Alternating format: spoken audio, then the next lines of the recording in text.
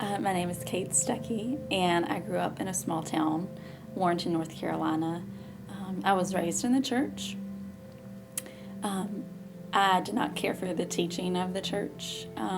It was never something that I was interested in. Um, in high school, I was wild and I was very far from God. And I didn't even really want to know God. Um, so I was rebellious. And I think I was proud of that. Went to college at ECU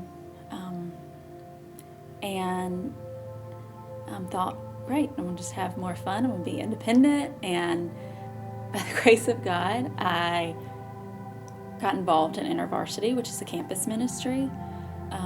I still was wild. I still enjoyed that lifestyle.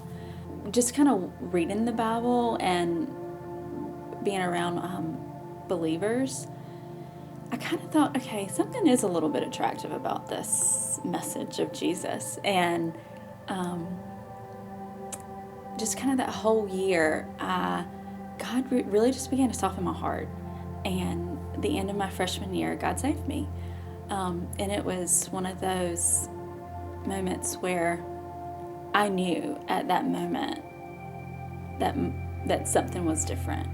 And I had faith in Christ. And the first few years of my believing were really sweet, and it was just a really special time.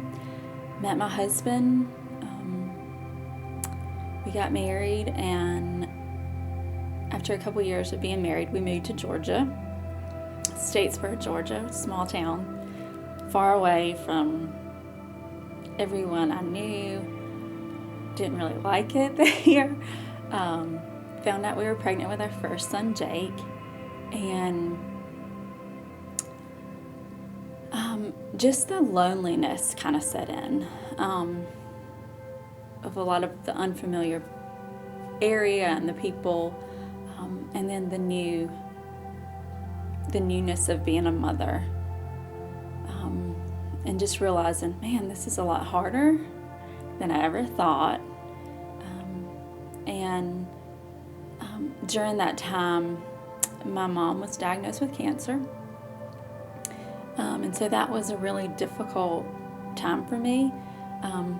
My husband got a job, and so we came back to Greenville, North Carolina. And then we found out we were pregnant with our second son, Graham. So it was just kind of a whirlwind of lots of stuff was going on. Watching my mom battle cancer. Then shortly after Graham was born, we found out we were pregnant again with Maddie. And that was a really hard pregnancy. And I battled depression after she was born, and just the heaviness of having 3 children under the age of 3. And I just felt like this is just way too much. After my mom's cancer came back, and it had spread to her bone, and the prognosis was not good. And so having to watch my mom slowly fade, this strong woman that was a mother but was a friend, was really painful. And I just could not, there was nothing I could do to make that better. After her death,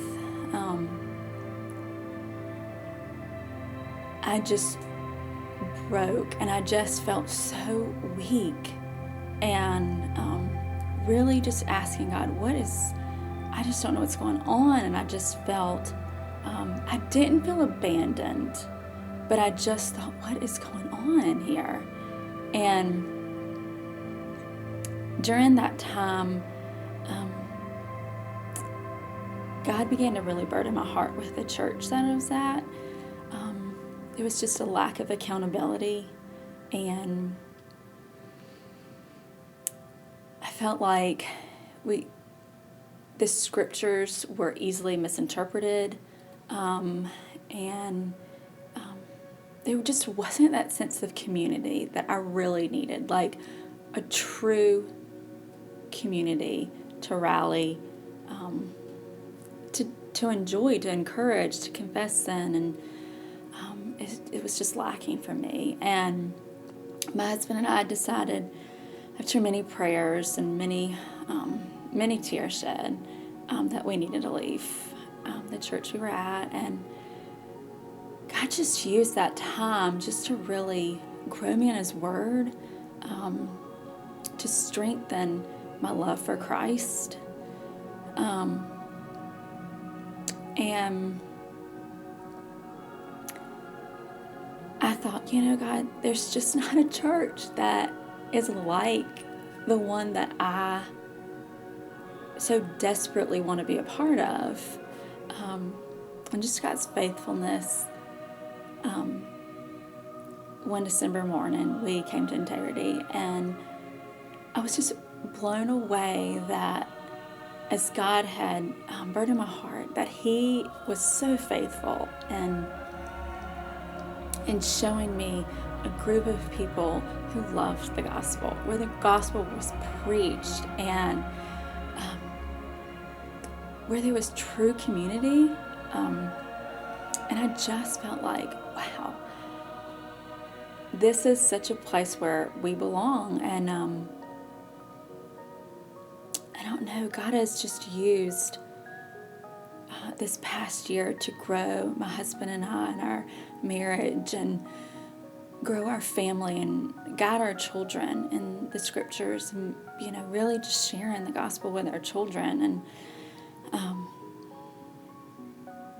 And I'm just so amazed as I look back at me as a little girl who cared nothing and wanted nothing to do with God, that God in His grace and His mercy saved me, and that the gospel changes lives. It changed my life, and of that I'm proof.